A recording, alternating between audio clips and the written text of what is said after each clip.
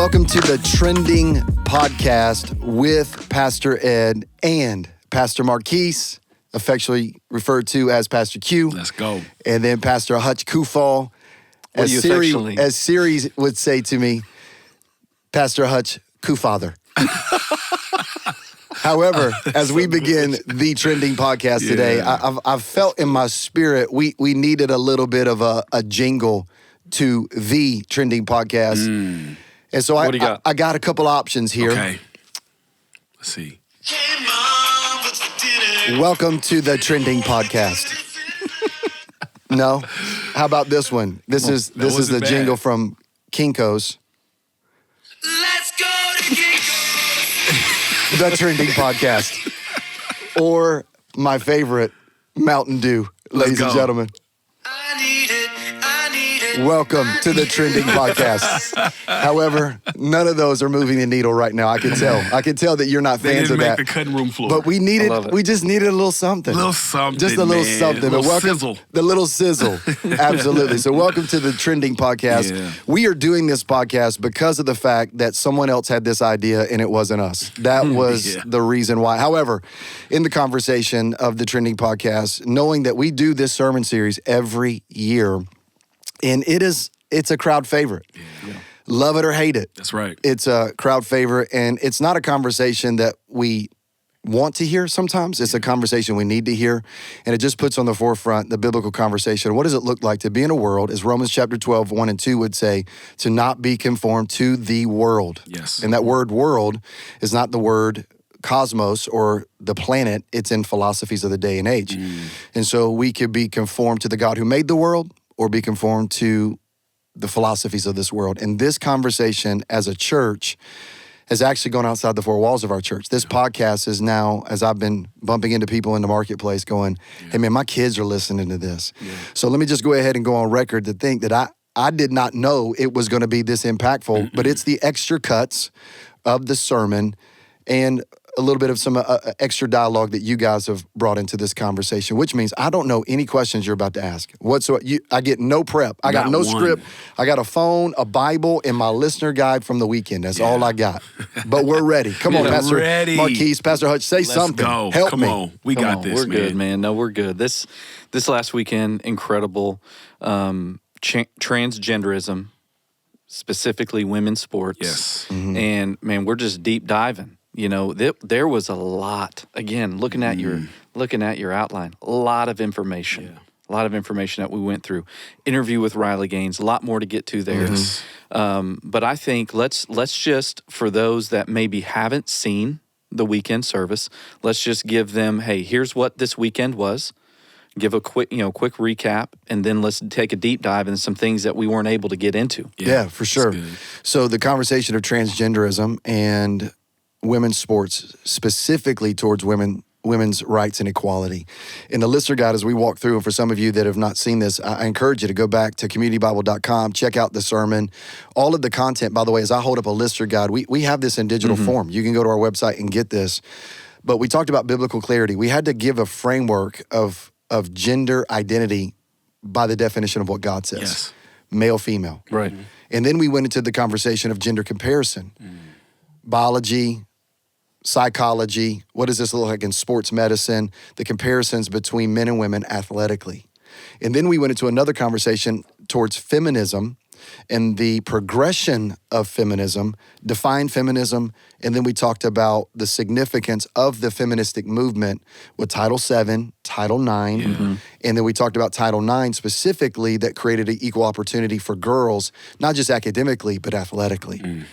And as Title IX came in 1972, the individuals in the feministic movement that were asking for equality, which, by the way, tremendous efforts that have a lot more work to be done, we'll talk about this, that have given a voice to young girls and females to believe that as they look to male counterparts in the success, in the platforms, the championships, all those things, that could be their dream as well. Right.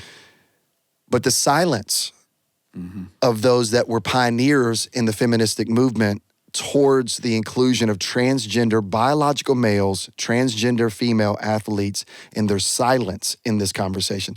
That was a major part of what we talked about. We talked about safety. We talked about what does this look like in unisex bathrooms and locker rooms. And so then it left us with, what do we do with this to a solution?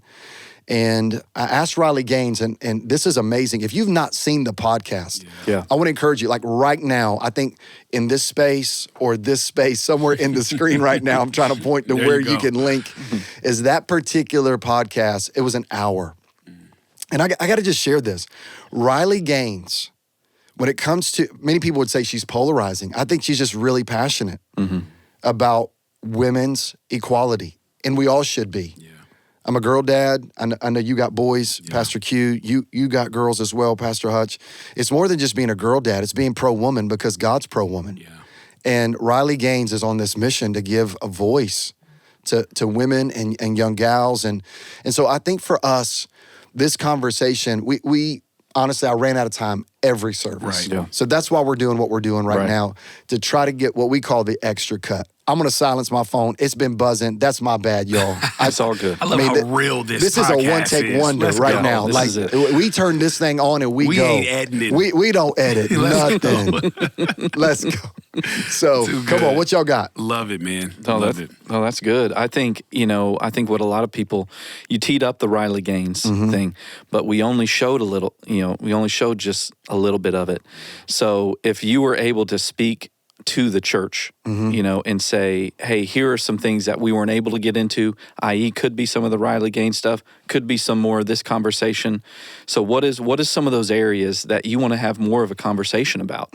Like that you feel like I didn't have the time, I wanted to get it out. What are some of those? Yeah, I think the conversation with Riley Gaines, there was so much in that interview. Once more, it was an hour long. And I know by timestamps, just so everybody knows, we interviewed via Zoom. I sat on that couch. She was on a TV screen. She was speaking at the University of Texas in Austin. Wasn't able to be in person, which, by the way, can I just say this? Wanted to make a donation to her particular, it's called the Riley Gaines Center, just to say thank you for your time. Refused it. Did it for free. This is who Riley Gaines is. She said, hey, give that to the church. Give it to what you guys are doing. And I think the thing that I was so impressed by Riley Gaines was her resolve. She has faced tremendous opposition. So in this conversation that we're having, which by the way, can you just set that up? Yeah. People that might be listening to this, maybe they don't know who Riley Gaines is. Let's set that up. Yeah. So the thing that I was overwhelmed by, you have to understand, she's just been recently married. She's, I'm going to guess, 24, 25 years old. I don't know specifically. I just know in 2022, she was a senior in college, and I got a college-age daughters. So she's probably 24, 25 years old, traveling around the country, speaking, not at churches, speaking on college campuses, in public forums, invited by student body organizations. Now, she does a lot of galas, and she's showing up at political events, et cetera, but most of her, what she does is on student body campuses, and it is polarizing.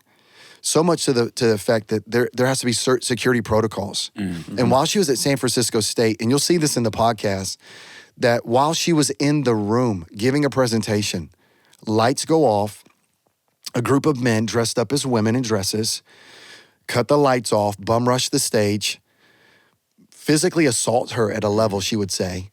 Security at that moment gets her into a private room just to guard her. She's held hostage. She uses this word. That's not my word. She uses the word hostage for multiple hours, and there was a negotiation. She's listening through the door.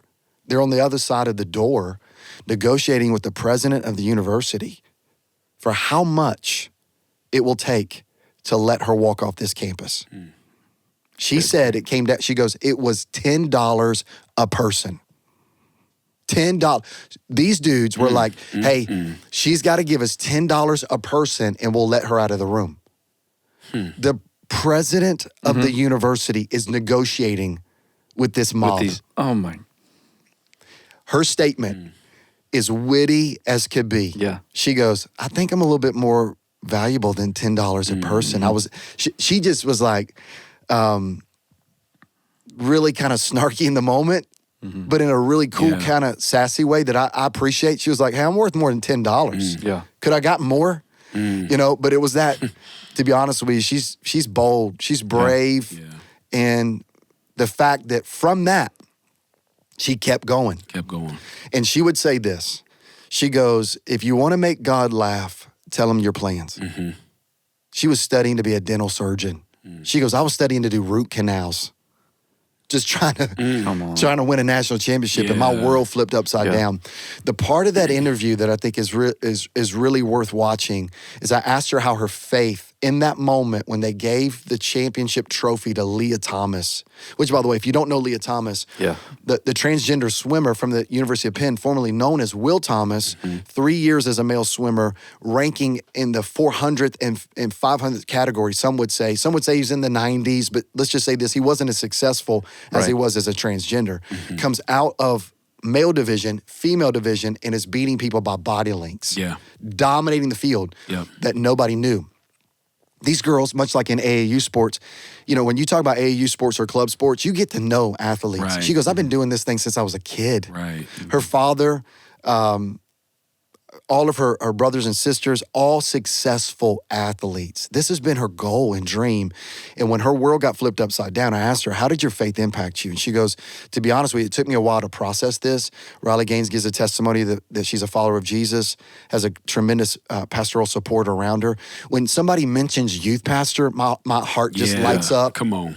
You know, she got a youth pastor that came around her.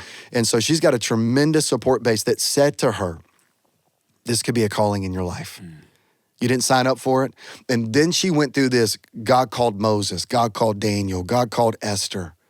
And she started naming these people that God chose that were unlikely people that became significant people. And I think Riley Gaines is one of those individuals. I quoted Esther 4:14. For such a time as this, you were made. You were created. You were called.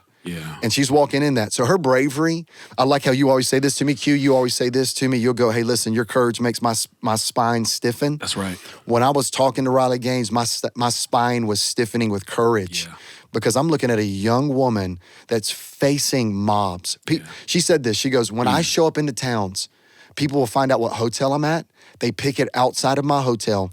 And she said this, and most of them wear masks because they don't want anybody to see their face, holding up signs. She goes, I've been called every name you can imagine, but yet she walks through that, goes onto a campus, and continues to fight for this cause of women's equality. I'm going to be honest with you.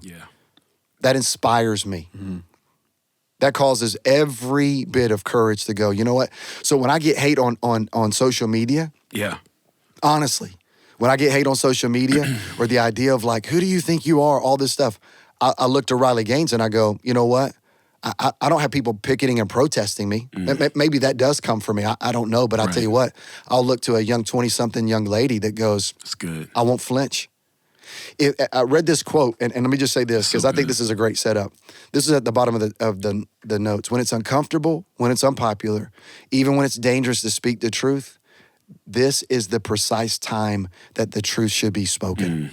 I mean, that's a word. I don't know who to give credit to. I just put unknown. But if it's dangerous, if it feels like it's dangerous to say it, it's probably the best time to hear it. That's good. And that's why I felt like Trending, by the way, the Trending podcast. You got to subscribe, download Apple Music, Spotify, YouTube. Check out everything we got going on. You know, one of the things we talked about in the message, because you said, hey, sin is sin. Yeah. That's good. Okay. So this isn't, you're just the delivery boy. And so we're talking about sin. Sin is sin. But you said this on Sunday. You said, your body determines your sex, but your brain determines your gender. Yeah, Denny Burke said that. Okay. And now, first of all, you know, and while we get into that, churches, a lot of times, you know, churches put a high price on certain sins. You come across and hey, these sins, boom, we hit this stuff, you know, and what you're trying to do is saying, hey, sin is sin, okay, and now there's different consequences. That's right. Absolutely. You mentioned that in the service. Then you came with that quote, your body determines your sex, but your brain determines your gender. Yeah. Can you unpack that a little bit? Because I think that was one of the money shots that I don't think people really understand the science even behind what you're saying here and how powerful our mind is. Well, bottom line, what we begin to do in this conversation is, how does God define gender? So sex and gender, by a cultural definition, is two separate things. Right. So sex is what chromosomes? So XX, female, XY, male, that's sex. By cultural definitions, biology, that's your sex. Your gender is how you identify. Yeah. So that's brain versus body. Yep. God goes, that's the same.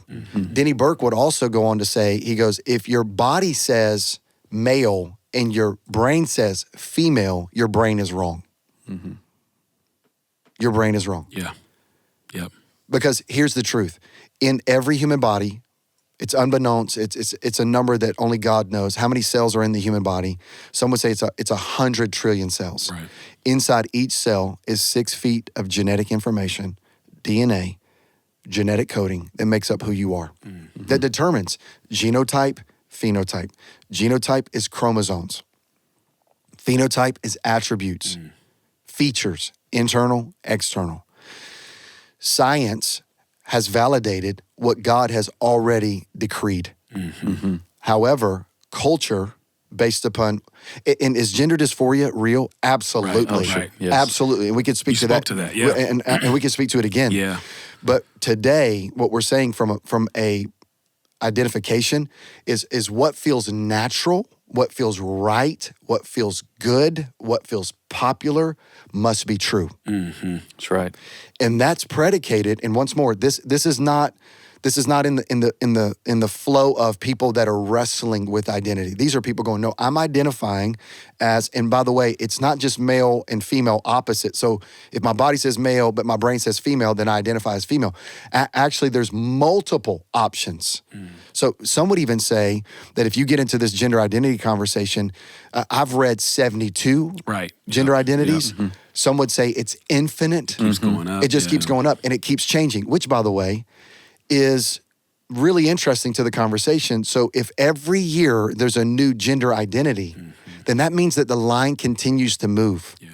The goalpost continues to change, which, what is that indicating? That indicates that there's no such thing as absolute truth. All right, this is what you're speaking to. Yes. No such thing as absolute truth. It's all relativism. Right.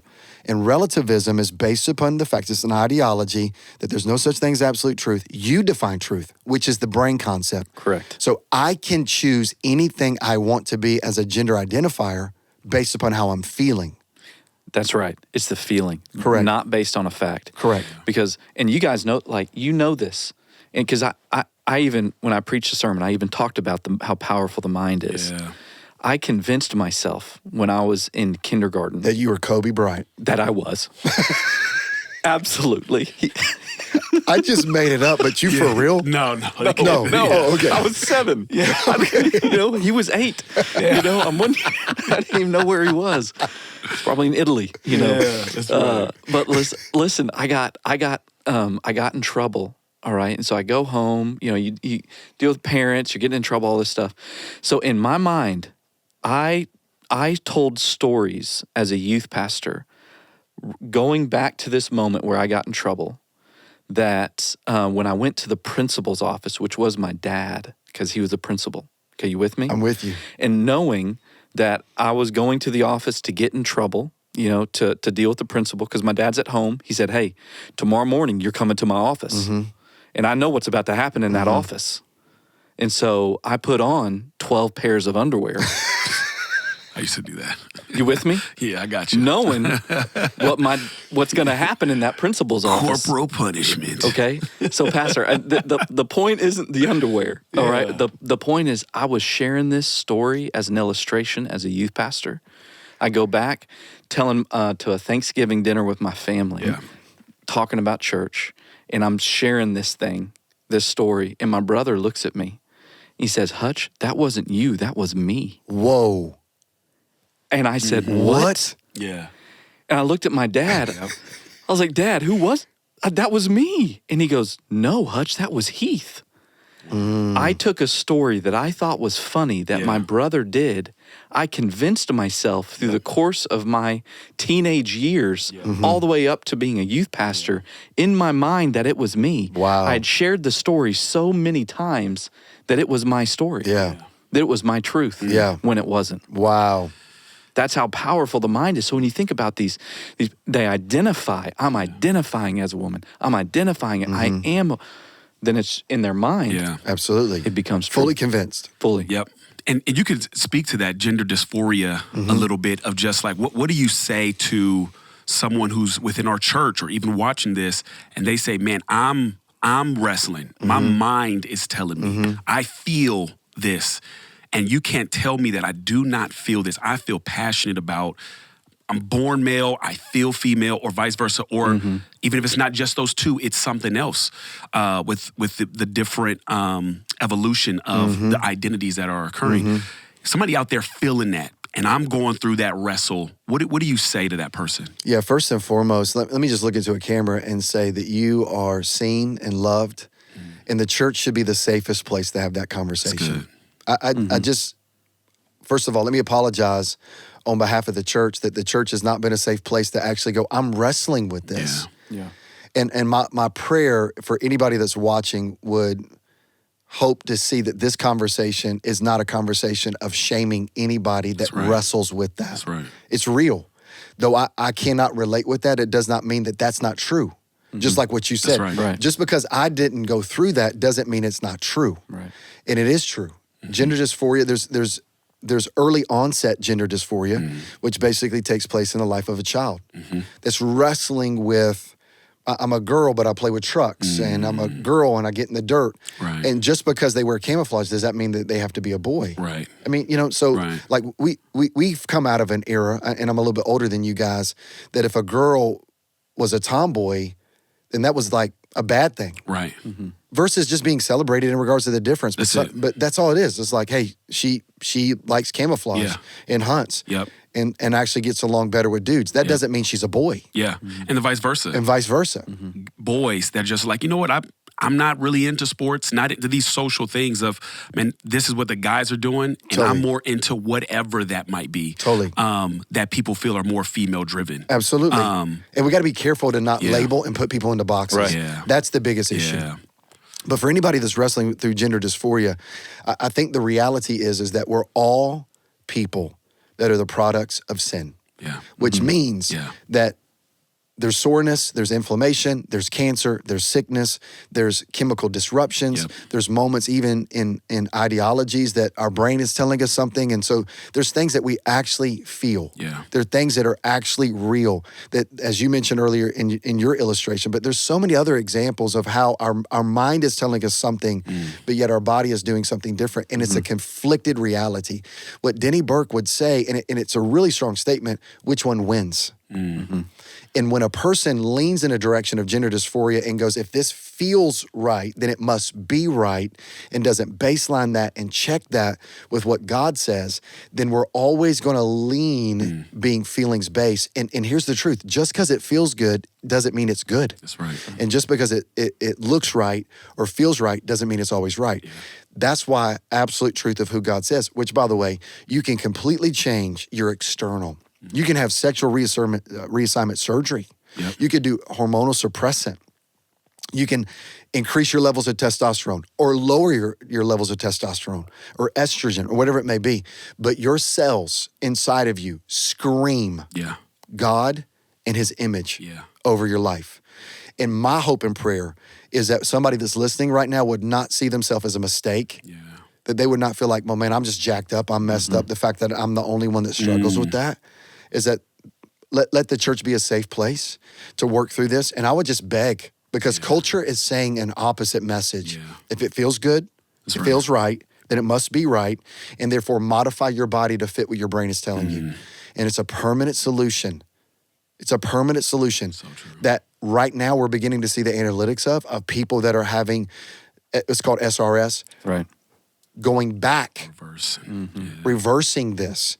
But for some, unable to have children, women that began to transition to become a male, now wanting to go back to become women, and going, I want to have kids and I can't because of that decision. Because everybody surrounded them with, hey, if it feels good, just do that. That's right. Even medical professionals. I said this in the sermon, 15 to drive a car, permit, 16 to get a license, 18 to get a tattoo. I think it's now moving from 18 to 21 to smoke cigarettes, 21 to drink alcohol, 25 to rent a car from any place for an affordable rate. Yep. But yet there are lawmakers pushing this agenda that children that are going through gender dysphoria can have this conversation with no parental consent. Yeah. Nobody needs to know. That's dangerous. It is dangerous. And we got to hold lawmakers accountable for that. Yeah, it's Yeah. real. No, I was that's just good. I was just looking. Not alone for anybody that's wrestling That's through good. that. That's right. The governor of California just put into law that no longer the schools have to get permission or let the parents know if a student changes their gender. Ludicrous. Yeah. I mean, Signed it into law. shame on them. Yeah. Here's the And deal. they're trying to say we're trying to protect the students, you know, From who? From their parents, and it's crazy. It's crazy. Yeah, and this is why this conversation is Yeah. necessary. Here's the deal. So the government in that space should be stepping in and going, absolutely not. Because the truth of the matter is, whose kids are they? Yeah. Those kids in California, man, I'm frustrated. Yeah, with and I'll just even hearing and that. we'll figure out how to post this, you know, this article or whatever down below. But it's California bans school rules requiring parents notification of child's pronoun change. Yeah. So tell me that the family's not under attack Yeah. in this Yeah, conversation. that's right. So what authority does a mom and dad have? Which, by the way, by God's grace, brought the child into the world. Yeah. Right. Brought the child into the world. This is why moms and dads, I'm gonna just say this. This is why moms and dads have to be knowledgeable about what's going on in the school system. Yeah. That's right. And here's the truth of it. It's easy for Christians to run from it and go, that's insanity. But we need Christians to stay in those spaces to fight that cause. That's not for everybody. I'm not asking Right. everybody to be the missionary in that space. Yeah. But I tell you, we need some people that will go, hey, not right. Yeah. It's not right. And I think just even go back to what you said, church should be the safest place and leading out in these conversations. But let me just say this, as I had that thought also, a church that's speaking truth does not equate to unsafe. So a lot of times you can come and this church is saying this is sin and you think, well, I'm not safe here. Not true. A church that's preaching truth, preaching biblical convictions, this is our way of saying we want to hold grace and truth to high regard. And this is for everybody. All of us coming here with brokenness in our life. Every single person has something. And I'm telling you, at some level, the church that you're a part of, the truth that comes from the stage needs to feel like, this is a pinch. I need to be more like Christ and chase after Jesus in this area. And so I just want to say that. A lot of times we can say, well, they're saying this truth statement, so I feel unsafe. No, truth doesn't mean unsafe. Totally. Truth is actually one of the most loving things that you could give someone. And so one of the things I always like to ask in this trending subject, what was your goal this past weekend? I know, previous weekend, first weekend, talking about satanic influences, this weekend, transgenderism. If you had a specific, man, this was my goal for the Christian, the unbeliever, the skeptic, wherever, because you walk into a room like that, they're all over the place as far as where they stand. What was your goal when you're preaching this past weekend? Personal was to speak truth. Yeah. To stand, as you say, 10 toes down. Yeah. This is what the word of the Lord says. And to deal with the consequences that come. Yeah. That was number one for me. Will I speak truth? Will I clearly, unapologetically, unswervingly say that God made man and woman? It's why I began the sermon very intentionally. I began the sermon and said there's 4 types of churches historically. One church chooses to alienate. You're not welcome. Right. We've heard these fanatical, and I'll just say this, nut job churches. Yeah. That just find themselves calling like statements. God hates gays. Calling, God hates trans. Yep. First of all, I'll just say this. God hates no one. Yeah.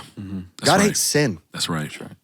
So for us, when we talk about that rhetoric coming out of a church, that's not who true. we are. Nope. We're not an alienating church. Yeah. Just like when we talked about that second phrase in that statement at the beginning of the message, is those that choose to not just abdicate, they don't even talk about it. That's one of the groups, but to affirm. Yeah. It's to say, hey, culturally, and or even theologically, I disagree with you. Yeah. I've nuanced those words, and that's not what those words mean. Yep. Or culturally, we've progressed as a society, Yeah. and the Bible is an outdated book, and it's 2024, and modernism and progressivism is way better than the form. This is how we treat civilization, because we have an evolutionistic mindset. Our education system teaches us evolution. We've evolved from amoebic pool of matter. We were Cro-Magnon men, and so we grunted. We didn't talk.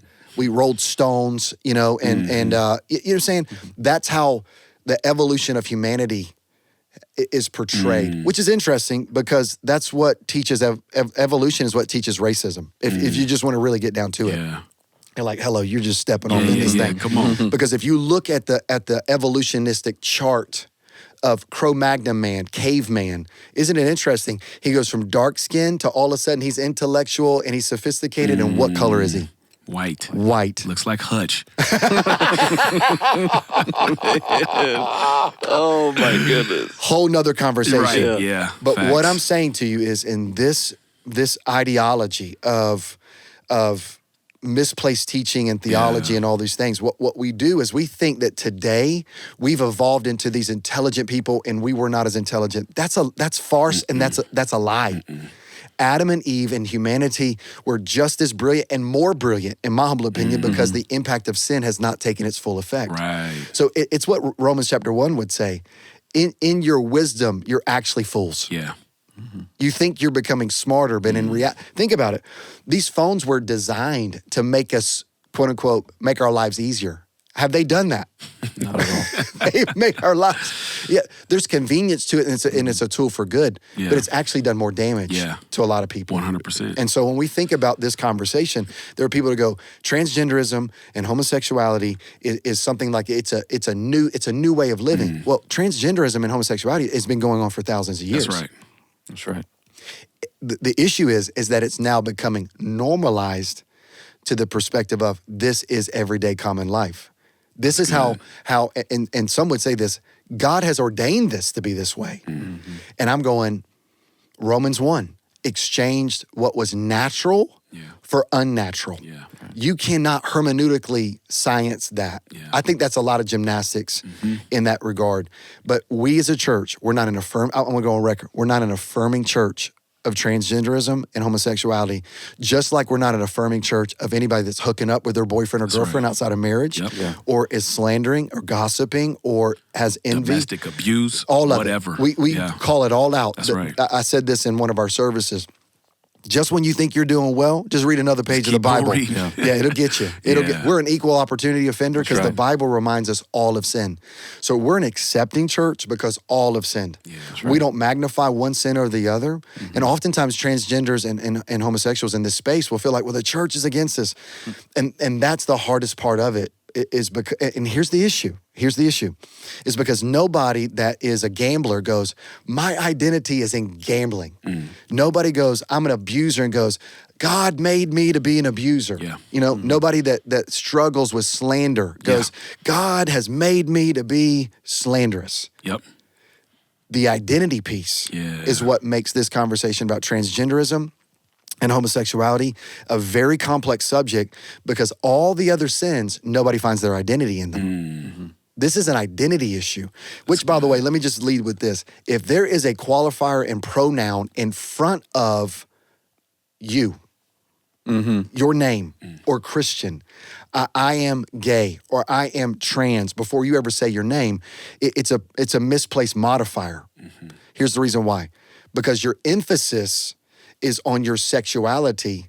Your emphasis is on your sexual orientation. Your emphasis is on your gender, and not your emphasis on your identity as I'm a son and daughter of the living God. That's right. So if you're known for I'm this, I'm this, I'm this, I'm gonna go ahead and say this, then it's idolatry. If anything, watch this, 100%. Anything you find your identity in other than God, anything, what you drive, what you wear, your orientation, whatever it may be. Race. Come on. politics, Republican, Yep. Democrat, we'll get into that at some point. Yep. If your identity is in anything else except son and daughter of God, Yep. misplaced modifier, idolatry. Yep. That's the issue. 100%. So we're a church that goes, hey, listen, all of us have fallen short. This is who we are. All are welcome. And for anybody that's watching right now that just kind of feels anger in their heart, like, man, I can't believe he's whatever. We have actually told people that, because I've had people walk up to me and go, hey, man, can you tell that gay couple to leave the church? I'm like, hey, listen, the fact that you asked that actually is a poor reflection of the heart of our house. That's right. So if you have an exclusive or alienation mindset, then I don't think you understand fully the gospel. So I'm the dude. I just need people to hear me. I'm the dude that sticks up for trans, don't agree. Yep. I'm the dude that sticks up for homosexuals that come to church, don't agree, but go, they should be treated with love. Yep. And respect and kindness. Yep. That's right. And nothing of evil spirit and intent, nothing in a direction. Because I always say this, man, the only time you're ever afforded to look down on somebody is when you're helping them up. That's right. That's good. And every person, regardless of how they identified themselves, is an image bearer of God. That's right. And we have to see people that way. That's right. And I have to just say this from the acceptance point. Just stepped into this campus pastor role, but in this last season, being a young adults pastor, had a transgender couple in a small group, or wanted to join a small group, and we put them in a small group. We're like, we want you to be a part of being in a group. Cannot lead that group. Leadership is another level. Hello. You can be a part of that group and attend the group. They're attending the group. Someone comes up, hey, did you know this couple is transgender? And I'm like, yes. And I step into that space to say, hey, y'all, this is not a disqualifier for being a part of community and being a part of what we're calling our small group space. Not a disqualifier. So then they're like, so what is the disqualifier? And we're having this honest, open conversation. And the couple knew. They're like, hey, we get this is different. And we've talked about, listen, the disqualifier is those who want to come and sow seeds of discord, those who want to come and draw division and seek to hate. Those are the people that we're trying to, as a shepherd, I'm looking for those who are trying to divide the house and not bring us together to look like Jesus. So in our ministry, there are people who are transgender to say, I know this is different. I just want to know, can I be a part? Yeah. And we're saying yes and amen to that. Leadership, different conversation. Yeah, and let's speak to that because that's an interesting point. If we don't tell people on the front end, if we never choose to have the conversation, then here's what the homosexual community or the transgender community should be asking. What really is your stance behind the door? After I've combed through all this, now you want to tell, So when you said the most loving thing we could do is tell you the truth, we're going to tell you on the front end. Front end. Just like we would not have a transgender or homosexual person that is identifying and practicing publicly, struggling with is something totally different. Totally different. But going, hey, I'm waving this banner. I'm affirming. I'm affirming this. That's another conversation. Just like we wouldn't let somebody that's cheating on their husband, cheating on their wife, we wouldn't let anybody that's living in overt sin. Substance abuse. Proudly. Pornography. Anything. We've done that. We've asked people to step down out of leadership because of the higher calling. That's right. Not perfection, but pursuing. And we've asked multiple people, not just That's right. those that are homosexuals, to step down from leadership in those spaces. So listen, I know that's a tense conversation, but I think it's important that people know who we are. Yeah. And I think it's important that people know that maybe seeing this and, we're highlighting these things. Well, let me tell you something about our pastor. He highlights all the other sins. I mean, and my own. Right. I mean, truth. But this trending, we get so many views. This is it gets highlighted. But you could go back and you could look through all the things. From everything that the Bible talks about in regards to greed, in regards to anything that you might deal with. I don't ever want him to preach on the 10 Commandments again. Listen, we can't do that, brother. That was I want to say that, Riley would say this, and you said this in your message. She's not making a stance as far as just transgenderism. It's transgenderism in sports and with female athletes. She's like, hey, if someone wants to be a homosexual, someone wants to be trans, someone wants to be straight, someone wants to, whatever, do whatever you want. And here's the thing that I also want to like let you know about. This is like social media and everything that's at our fingertips has highlighted and put things to the forefront. But I was just looking up some stuff because I wondered when has this been going on, transgenderism in sports? And in the 1960s, Olympic officials, they would try to identify men posing as women. This has actually been something that men have been doing for a while, trying to pose as women to compete against women. And this is crazy, Ed. When I looked this up, female athletes were subjected to the infamous nude parades where they were examined by a panel of doctors. And if they passed, they were given a certificate called a certificate of femininity. And that's what female athletes in the 1960s, they had to carry with them, this certificate of femininity. Craziness. Unbelievable. Craziness. And I this, never knew that. And this conversation, and that's what, first of all, man, the research you did on that was amazing because I didn't know that. And this was Riley Gaines's statement. She goes, hey, exactly what you said. She's going on to public school campuses just advocating for this issue of that's it. women's equality and rights. And here's the issue. And we could get into Title IX and we could talk about the dynamics of that. But once more, Title IX was just created for educational and athletic opportunity to be equivalent with men. Okay. That's all that was. Yeah. That's Title IX in the simplest definition. You have the Civil Rights Act. I think it's 1964, Title VII. That's equal opportunity in careers, voting, That's right. all that. But Title IX is school and sports. Yeah. And I did some research on my own, all right? So check this out. What Title IX did is it revealed a couple of things. One, it revealed the funding disparities. Certain sports get more money.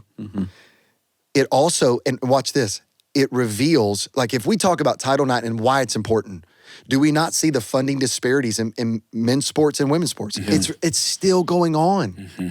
It still goes on. Media coverage. It's a disparity.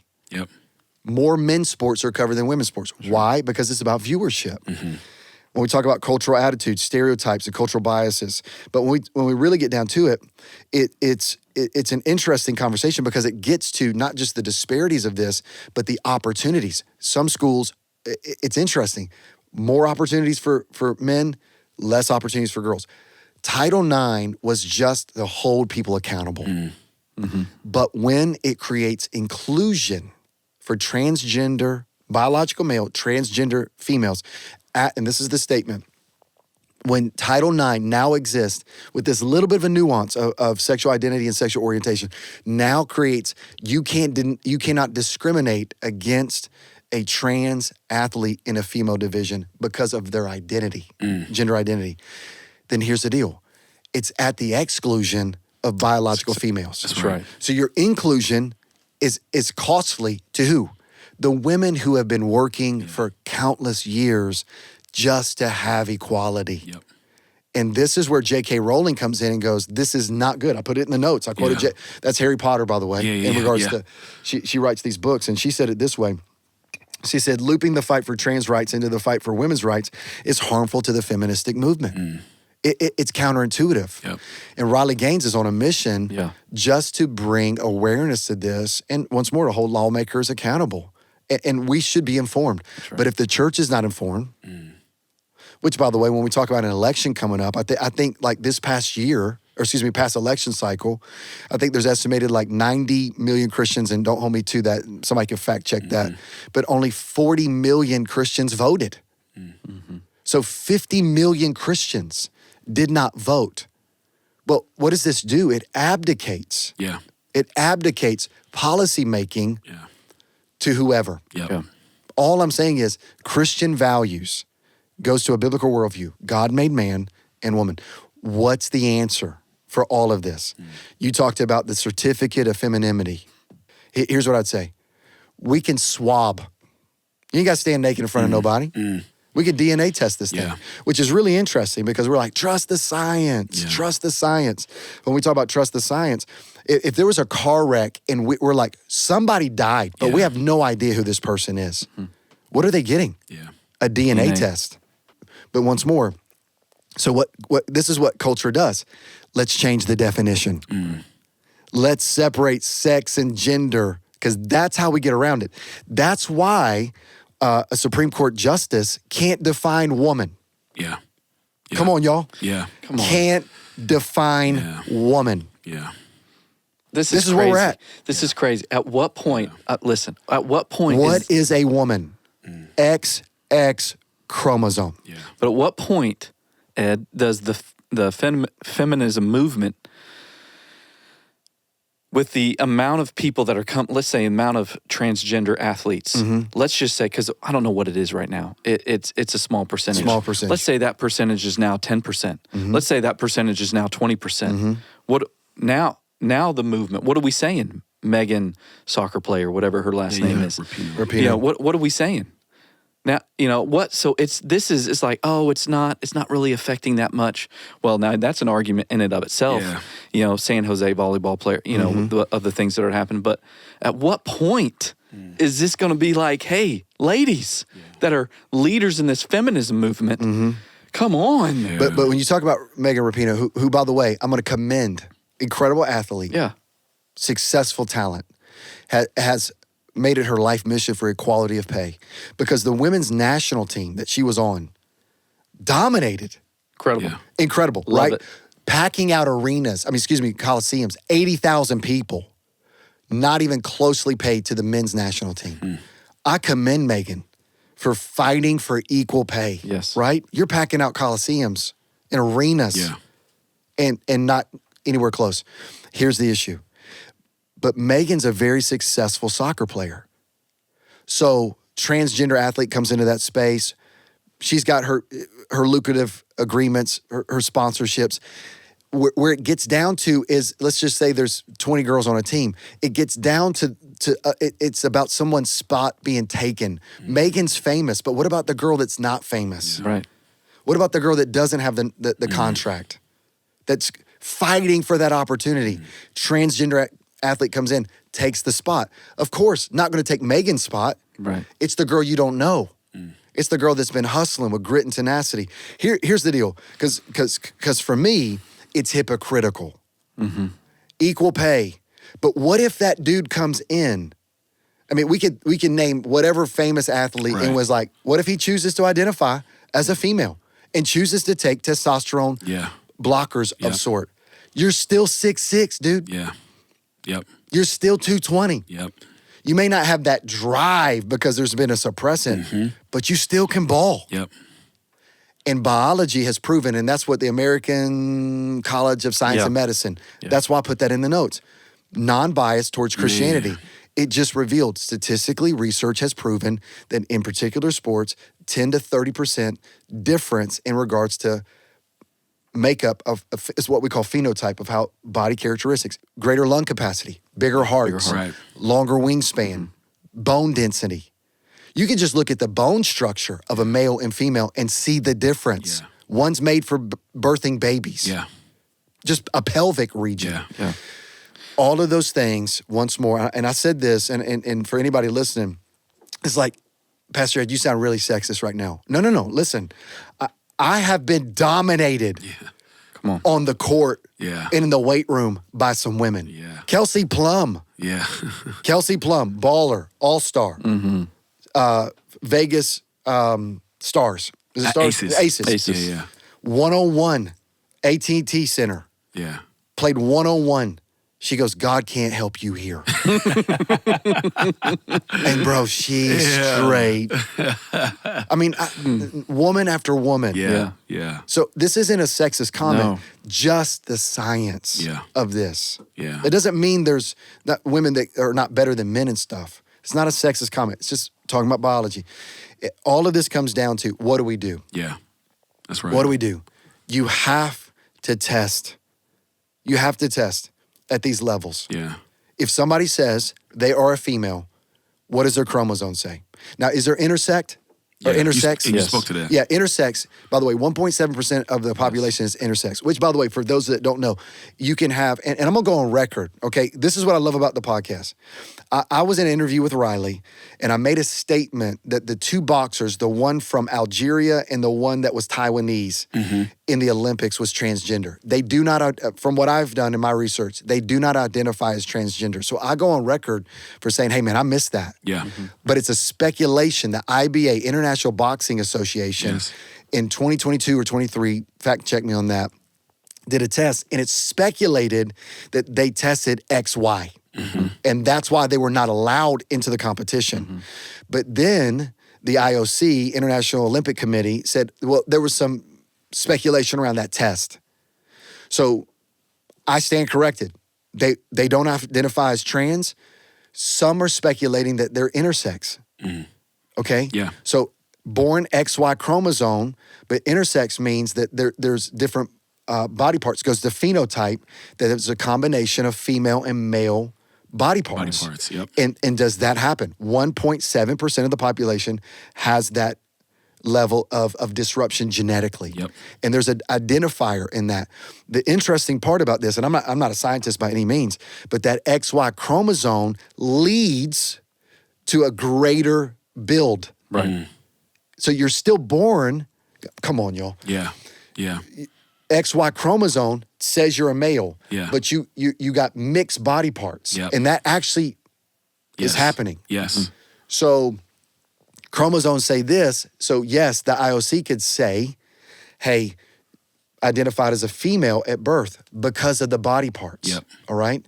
But what is scientifically, and I'm not trying to negate that. I'm not trying to fight against any of that. What I'm saying is that science has not yet come to the conclusion on if somebody is born with XY chromosome and you're intersex, how much did that Y chromosome give you more of an advantage Yes. towards the male category Yep. in testosterone and Yep. body build? Yep. That's the point. So that's why there's a big discrepancy. So let me just say to the viewership, the trending podcast, there are gonna be some stuff that, man, listen, when I find out it was wrong, I'll own it Yeah. right here. That's what we do. That's right. So That's right. my mistake, spreading disinformation, as someone told me, in regards to them being named transgender. Okay, Yeah. Yep. but we still don't know if it's an intersex situation or their chromosomal deal based upon the testing. All I'm saying is this is a big, broad conversation. Right. We're talking about those who have phenotype male. Yes. Yes. No confusion. We're not talking We're about not intersex. talking about the intersect. We're talking about people that were Right. born male That's that right. go, you know what? I'm going to identify as That's female right. and enter into Women's sports. and taking scholarships, Yep. opportunities from other females who have worked their tail off Yep. to gain what Title IX was supposed to protect for Yeah. them. That's the conversation. Yeah. 100%. Well, listen, And this has been amazing. No, it's been awesome. I'd like to ask this question, coming back to the church. How has the church failed in this conversation? We don't talk about it. And what should be our response? To do what we're doing. Yeah. I'm so grateful to be a part of a church that offers support groups for families that are walking with their children. Yeah. Go back to what we said, the church should be the safest place. But if we're not thinking about support groups, if we're not thinking about how to come alongside of folks, if we're not thinking about how to navigate and what you Yeah. talked about, but watch this. That transgender couple that came to your Bible study. Yeah. Let me just look into a camera. I'm gonna say this really passionate. Yeah. If we are saying that God has defined male and female, which I am, if we're saying that God has defined marriage, which I am, That's right. then why is it that those who have a relationship with Jesus Christ in marriage, the divorce statistics, the divorce rates, the divorce shrapnel in marriages of those who follow God is no different from those who don't have a relationship with God? The reason why I'm saying, it's not, please don't misunderstand, because I've been married 26 years. I'm not saying that my marriage is the gold standard. I'm not saying that at Right. all. All I'm saying is this, is if we're saying that God is better, his way is better, God's design is better, God's got a purpose and a plan for your life, what is the church modeling in sexuality Yeah. between man and woman in marriage that causes the homosexual community to go, you know what? Their marriages are so vibrant and flourishing and alive. That's what I'm pursuing. So here we are. Watch this. The church is going, homosexuality is wrong. And it is. It's a sin. Transgenderism is wrong. Right. Sin. just like everything else is a sin. But what are we modeling in the church that is so appealing and attractional to go, God's way is better? So what I'm praying for is that marriages would be vibrant and strong. Men and women who choose to follow God, their families. We're not exempt from hardship. There's no such thing as a perfect marriage. But for us, could the church model what it looks like to have healthy relationships in marriage that causes people to look and go, that God thing's real. Yeah. That's so good. That's right. It's John 13:34. New command I give you, love one another as I have loved you, so you must love one another. By this, everyone will know that you are my disciples if you love one another. It's what you just said. It's that convictional kindness that you ended with. Well, here's the deal. You got your final remarks. You got 60 seconds. What do you want to say? Anything? Yeah, man, I'll go. Yeah. All right, you were ready. No, man, I'll go. I'm looking up jingles right now. I'm looking up jingles right now to close out this. Yes, you are. Yes, you are. And one thing, just this, because about how the church has failed, and you talked about this, Ed. One thing at CBC is we do have, we have a group for this. Yeah. This East-West class that we have in our care and support department. I want to encourage churches that might be listening to this that don't be afraid to tackle this, to have groups that can meet together, that are walking through this. We'll even be a resource to you if you want to reach out to us here at Community Bible Church. We'll help you get in touch with those resources. But I want to say this: it's the enemy isn't Leah Thomas. Not at all. It's a good word, man. The enemy, it's not the enemy. Yeah, it's she's an image bearer of God, and God has a plan for her life. That's right. His life. That's right. The enemy's sin. And it's where it all started. And we're broken, and we're all broken. And so I just wanted to say that. So anyone that might be listening to this, might be struggling, sometimes you can think, we're the enemy. No, you're not the enemy. You're loved, you're seen, you're known. It's good. By God. Yeah. That's our belief. It's good. And I would just say, and you said this a couple of weeks ago, Pastor Ed, but our brokenness doesn't define us. And I think everything we do goes through the filter of our identity. And I want to go back to that. So for me, my final remark is we are Jesus following husbands, Jesus following fathers, Jesus following whatever you say, but Jesus following goes first. And if there's somebody out there struggling with whatever they got going on, not just this subject, but a different subject, man, your identifier, if you've placed your faith in Jesus, is that you are a son or a daughter of God. Everything else goes through that filter. And that's a lifelong pursuit of making sure that everything goes through that filter. Even as a husband, father, brother, whatever it might be, I'm aiming to make sure that my sonship is what gives me my accountability in all those other areas. And so, man, you're out there, you've placed your faith in Jesus, you're a son or a daughter. That's what's going first. That's great. Yeah. And if you don't have a relationship with Jesus, can I tell you this? I think the greatest testimony I could say is he's worth it. Yeah. What I love about Jesus, John chapter 1, verse 14, that he is word in flesh, but he is the embodiment of grace and truth. Nobody better than Jesus in subjects like this. Yeah. I love that Luke 15:1 says he was friend of sinners. Yeah. That's the word. He's the embodiment of grace and truth. He calls out sin, but he says, go and sin no more. Hangs out with Zacchaeus, knowing that he's a straight hustler, extortionist, and goes, I know what you've done. Yeah. Sits with him. But it's his kindness that led Zacchaeus to repentance. But once more, led him to repentance. Yeah. That's the key. So as we wrap up this second edition, Yeah, man. third, if you include Riley Gaines' interview. Yeah. But here we are. We have come out of the gates Come on. with the Trending Podcast with Pastor Ed, but not alone. I got my brothers in the foxhole with me, Pastor Hutch and Pastor Marquise. Thank you for your time. I got a jingle for us right now. Pastor, where are we going next week? Hold on. Hey, listen, next week we are talking about immigration. Yeah. Immigration, as we talk about the church's response and the Christian's perspective on immigration and border control.